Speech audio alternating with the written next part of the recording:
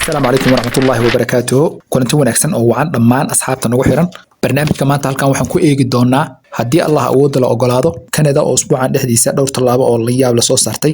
Haddii aynu ka bilowno update-kii ugu dambeeyay ee lagu sameeyay dadka u safraya Canada kadib kororka caabuqa Omicron ee maalmihii dambe soo shacbaxay, dowladda Canada ayaa ku dartay liis ay xanibtay dad badan oo muhaajiriin ah. Muuqaalkan waxaan kugula wadaagi doonaa sida uu saameyn kuugu yeelan karo soo ifbaxa caabuqa Omicron.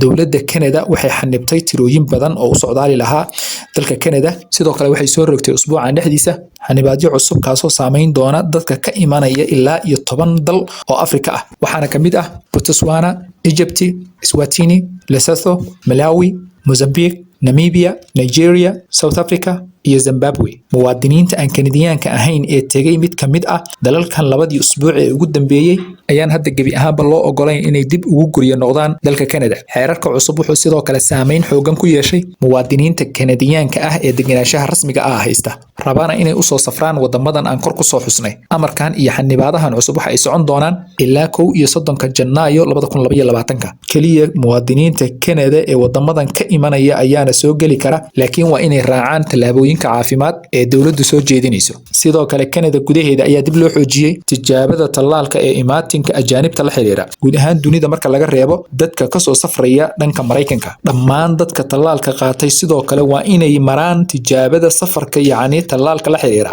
Waxayna sidoo kale galayaan karantiil ilaa saraakiisha caafimaadku ka helayaan natiijada saxda ah. Si aad ula socoto xeerka cusub ka hor inta aadan qorsheyn safarkaaga Canada, bal aan kula wadaago waxa lagaaga baahan yahay ka hor inta aadan safrin. waxaa jira website dowladda Canada leedahay kana caawiya socdaalayaasha ka jawaabidda su'aalaha la xiriira safarkooda, in loo ogol yahay inay soo galaan wadanka iyo in kale. waxaana in la xuso u baahan in website-kani aanu damaanad qaadayn gelitaankaaga Canada. taas beddelkeedana saraakiisha immigration-ka ayaa yeelan doona go'aanka kama dambaysta ah ee ku saabsan inaad u safri karto Canada iyo in kale. Canada iyadoo aan loo eegin heerkaaga tallaalka waxaad mar walba ku qasban tahay inaad gasho karantiil 14 maalmood ah. waa haddii saraakiisha caafimaadku go'aansato in aad weli u baahan tahay karantiil. Sidoo kale dhammaan socdaalayaasha da'doodu tahay 5 sano iyo wixii ka weyn waa inay maraan caddaynta tijaabada COVID-19 ee lagu qaaday 72 saacadood gudahood. Haddii natiijada baarista lagu helo caddaymo muujinaya xanuunka, waxay u baahan doonaan 14 ilaa 180 maalmood si loo aqoonsado in si buuxda loo tallaalay iyo in kale.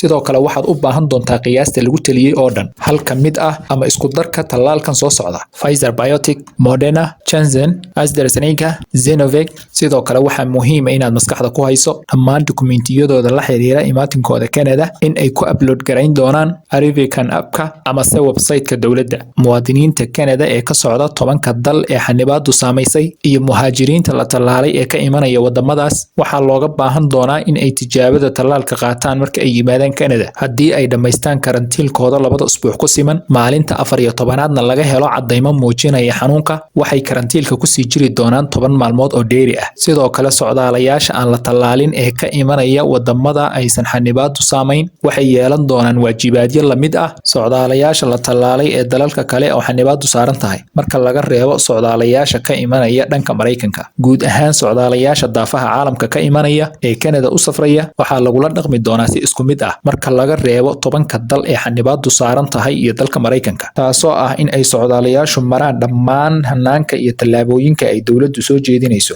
Haddii aan iskor taagno ama ka hadalno wararka ku saabsan socdaalayaasha aan la tallaalin ee ka imanaya wadamada kale marka laga reebo Mareykanka, waxaa muhiim ah inaynu ogaano haddii ay jiraan socdaalayaal helay ogolaanshaha Canada oo aan tallaalayn in ay la kulmi doonaan sharci la mid ah socdaalayaasha la xanibay ama la mamnuucay wadamadooda. Sidoo kale maadaama aan wada ognahay in dowladda Canada ay ka mid tahay dowladaha ugu waaweyn ee qaata ee qaxootiga ee daafaha caalamka ka kala imanaya, dibadejintana inta badan u samaysa, ayaa waxaa ka mid ah waxyaabaha ay soo saartay usbuucan ama saxaafaddu soo tabisay. waxaana jirtay in ay dowladda Canada ee safaarado iyo qunsuliyado kala duwan ku lahayd daafaha caalamka ee gaar ahaan Afrika ay safaarado badan ku lahayd. sidaas awgeed waxaa jira saameyn ku timid safaaradihii Canada ay ku lahayd dhowr wadan oo Afrika ka tirsan sida dalka Djibouti, Ethiopia, Eritrea, Somalia, South Sudan, Uganda, Uganda, South Africa, Egypt,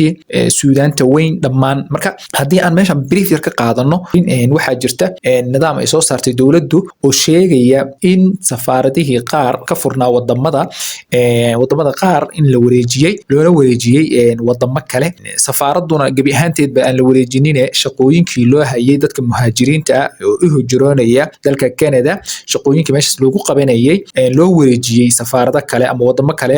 safaaradii dowladdu ku lahayd, dowladda Canada ku lahayd loo wareejiyey. waxaana kamid ah dowladaha qaar safaaraduhu sidoodaba si ahaan doonaan, wadamada qaar wax saameyn kuma yeelan, wadamada qaarna waxaa la wareejiyey safaaradihii, waxaana lagu wareejiyey wadamo kale howlihii markaas ka socday xaggaas dhinaca kale loo wareejiyey. marka wadanka Djibouti aan uga hormarinay waxaa loo wareejiyey howlihii loo hayay dadka yani magangalyo doonka ah ama Canada u safraya.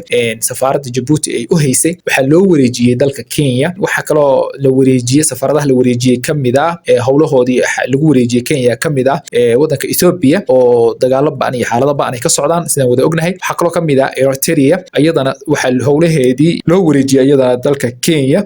waxaa sidoo kale dalka Kenya loo wareejiyey South Sudan, iyadana waxaa lagu wareejiyey safaaradda Kenya ayaa howlaheedu kasii socon doonaan. taas haddaan halkaas uga gudubno, waxaa jira wadamo aysan saameyn ku yeelan oo safaaradooda si caadi usii shaqayn doonto oon wadan kale la kor saarin. waxaa kamid ah dalka Uganda. aad baan uga hambalyeynaya Soomaalida joogta Uganda.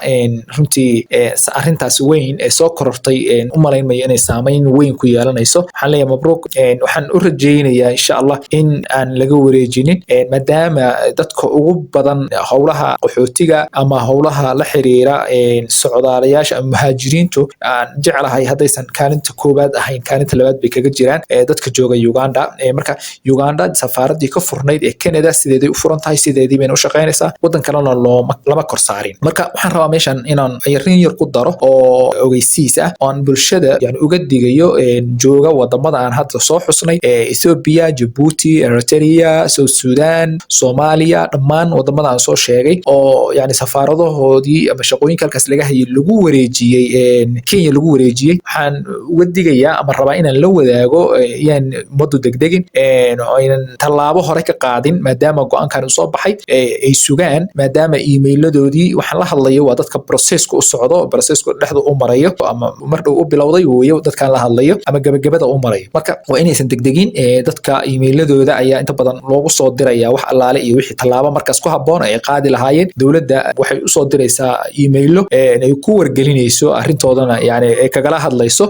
marka haddii ay email kuu soo dhaco ah inaad baxdo Ethiopia ka soo tagto ama Djibouti ka timaado ama Eritrea ka timaado, haddii email noocaas ku yimaado yani ku dhaqaaq markaas go'aanka ay dowladdu ku siisay. laakiin iyadoon wax email lagu soo dirin go'aankan guud ee soo baxay yani inuusan salfuday kugu ridin oo seeflabood ha noqonin, ha isdejiyaan dadku, hana ka warsugaan. insha Allah waxa soo baxa intaas baan kula dardaarmayaa dhammaan dadkana daawanaya ama nagu xiran. sidoo kale safaaradaha aan la wareejin wadankooda oo dadkooda sidooda u sii joogi doonaan waxaa kamid ah South Africa. waxaan kaloo idinka hilmaamay Suudaanta weyn, iyadana safaaradeeda waxaa loo wareejiyey Egypt ama Masar baa loo wareejiyey. marka intaasi waa naga dardaaran oon u soo jeedinayo dhammaan bulshada Soomaaliyeed ee East Africa ku dhaqan ama guud ahaan Africa oo dhan ama ka hijroonaya. waad ku mahadsantihiin dhammaan daawashada muuqaalkan. wixii soo kordha ee la xiriira arrimaha qaxootiga waxaad nagala socon doontaan YouTube-ka, Instagram-ka, sidoo kale barta aynu ku leenahay TikTok-ga si arrimaha xasaasiga ah ee la xiriira qaxootiga iyo muhaajiriinta u safraya Canada, Mareykanka, Europe iyo guud ahaan caalamka akhbaartoodii ugu dambeysay aad u hesho. sidoo kale wixii su'aal ah ee aad qabtaan ee la xiriira arrimahan aan ka soo sheekaynay waxaad noogu reebi kartaan qaybta comments-ka. mahadsanidin.